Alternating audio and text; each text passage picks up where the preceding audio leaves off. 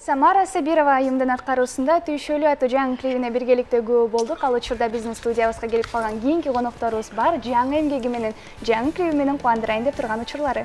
Албетте көпчүлүктү кызыктырган клип болду. Буга чейин дал ушул аткаруучулардын Instagram баракчаларында клип кандай тартылып аткандыгы, кайсыл жерде тартылып аткандыгы боюнча кыскача үзүндүлөр болуп аткан. Мына Кудай буйруп бүгүн жапжаң клипти бизге алып келди. Жалпы көрөрмандарына сунуштоо алдында турабыз.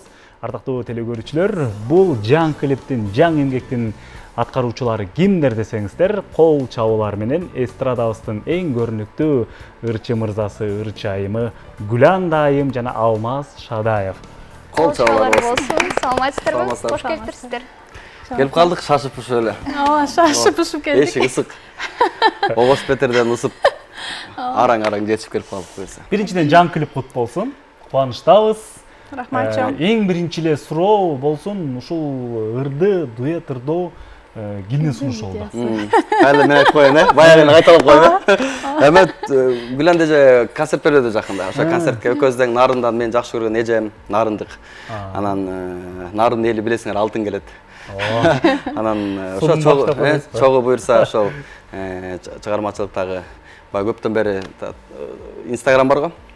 Анан дуэт ырдай сурдай деп жүрүп эженин концертине жазылды. Ошо менен анан клибинде тартып коелу деп анан клибин тартып сиздерге алып келип калдык. Эң сонун. Чыгарманын сөз обону кимге таандык? Зарлык Камбаралиев. Сөз обону тең, э? Негизи клиптин режиссеру ким болду? Режиссер Эрнис Сыдыков, клипмейкер, режиссер. Баарыбыз биргелешип, бул жактан ортодон чогулуп, анан бир идеяны алып чыктык да. Клиптин локациялар тууралуу сүйлөшсөк, бир нече локацияда тартылган экен, кайсы жерлерде болду? Айтып өтсөңүздөр. Бул жакта эле биздин Буранадан тартылды. Ошол жактан баягы тартыла турчу көп жерлер бар экен, ыңгайлуу жерлер. Ошол жактан тарттык. Анан бул клип негизи бир күндө бүткөн жок. Менин сюжеттеримди бүттүк, анан кийинкисин уже Алмаз кийинчерээк тартып, анан бир жумада талкоолукка байланыштуу. Негизи сценарийди ким жазды? Клиптин сценарийин. Клиптин идеясы кимге таандык болду? Клиптин идеясы негизи мага таандык. Эже экөөбүз баягы бирибизге махабат деген ушундай деп ырдап, анан эже өзүнүн жашоосун көргөзгөнгө, анан мен бойдоктум да башка кызга жолукканда ушул сыяктуу мини сюжет кылдык да. Ошол ушундай тартылып калды. Сонун. Алмаз мырза, негизи учурдан пайдаланып сизден сурайын деп жатам. Эгерде келечекте сиз бир өзүңүздөн улуу айымга ашык болуп калсаңыз, үйлөнөсүзбү? Ошол клиптен улам сурайын деп жатам. Эми сүйүү кары жашка карабайт дейт го. Анан мен ойлойм, бул жаш деген жөн эле цифра да негизи. Анан эки адам бири-бирине сезими ашык болуп турса, эч нерсе тоскоол болбойт деп ойлойм, менин оюм, жеке оюм. Жакшы. Негизи эле Гүланда, сиз өзүңүз бул клипти көрдүңүзбү? Көрдүм, ооба. Кандай копуңузга толдубу? Толду. Жай кемчиликтерди байкап отурдуңузбу? Можон оңдоп койсомбу деп өзүңүзгө. Жок, бул негизи бул деген бышкан идея болчу да. Биз деген буга чейин сүйлөшүлгөн, буга чейин биз сүйлөшүп, бири-бирибизге сунушташып, анан кийин чыккан идея болчу. Баягы клипти көргөндө деле ошондой болуш керек деп жакты копулма. Алмаз мырза, жогоруда сиз айттыңыз, бул идея меники деп. Клиптин негизи арасында ошол өзгөртөйүн же болбосо дагы кандай да бир ой кошоюн деген пландар болду арасында. Негедир клип учурунда эми эжекем экөөбүз мынтип аябай монтип ойноп атканды элестете албадым чындыгында. Анан негедир эле сразу ойго ушундай идея келди. Эже экөөбүз бир кишинтип арнап, мен эжеге ашык болуп ырдаган тамашалуу иретин ушундай болду. Анан эже өзүнүн ушу кызын тосуп алып, мен өзүм башка аягында кетип, просто жөн эле кыял бойдон клип болду да бул нерсе. Анан мен коркконум, клипте эже өзүнүн ырдаган жерлери өзүнө жагат болду экен деп каприздетип, буягы жакпай калат деп айтабы деп ошондон кыжалат болдум. Анан бирок капризный эмес экен, жакты эжеге өзүнө. Сон. Сиз үчүн Гүланда айым менен иштешкен кандай болду? Сон мен эжени ойлогом, аябай каприздетип, мен бул ырдаган жерим жакпай атат, алмаштыралы деп айтат экен депчи. Ушундай да ойлогом да, көрсө эже сулуулугуна ишенет экен.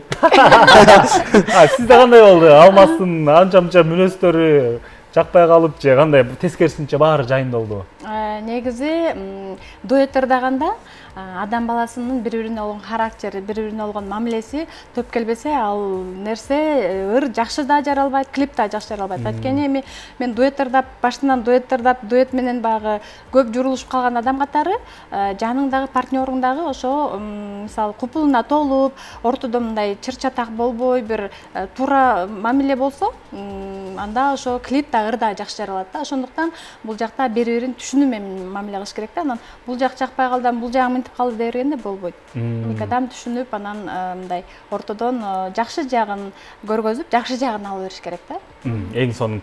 Анан сиздин ушул клипте формаларыңызды көрдүк. Аябай баары жакшы кийимдер.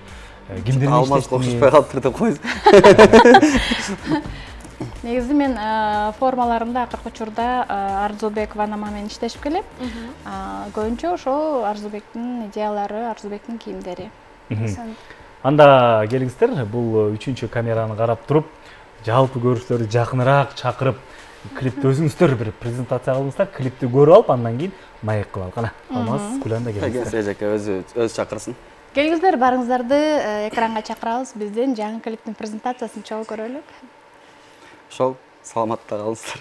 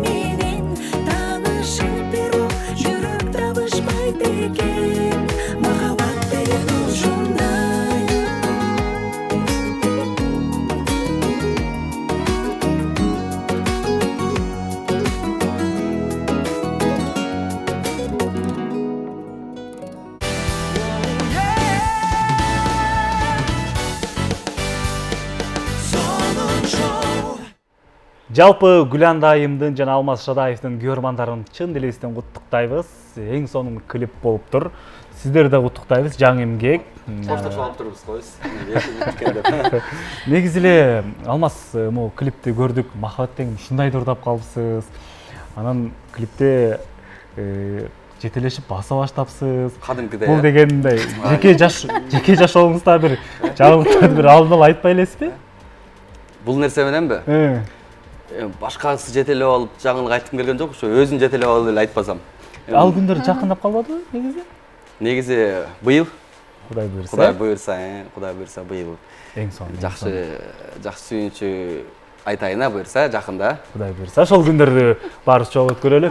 Анан Гүландайым, негизи эле өзүңүз клипте актрисалык дагы өзүңүздүн ролдоруңузду жаратыпсыз. Режиссердон кандай кайра дубль кылган учурлар болдубу? Же бир дубль менен тартып кояттыңызбы? Эринизди кыйнаган жоксузбу? Эми негизи сахнада жүргөнүмө бир 20 жылдай болуп калды. Анан кийин антип деле кыйнаган учурларым болгон жок окшойт, бирок бир эле дубль менен эмес, бир 2-3 дубль менен бүтөт. Буюрса мындан ары дагы дуэт болуп аткарып чыгайын деген пландар болуп жатабы сиздерде? Башка чыгарманы мисалы. Эми келечек көргөзөт. Астыда азырынча ушулорубуз менен алек болдук, аябайчы. Мына бүгүн эле сиздер өзүңүздөр көргөндөй презентациясын кылып атабыз, анан кийинки ырларыбызды мүмкүн дагы сүйлөшүп, алмаза көрсө мүмкүн. Албетте жаңырлар, өзгөчө жакшы чыгармалар болсо, жалпы элге жеткирүүгө дуэт аркылуу эмнеге болбосун, туурабы? Сиздерге ыраазычылык билдиребиз. Эң сонун дал ушундай жапжаң эмгектер менен көп жолу келип туруңуздар. Чыгармачылык ийгиликтер болсун. 2023 жылы кандай пландар болсо баары орундалсын.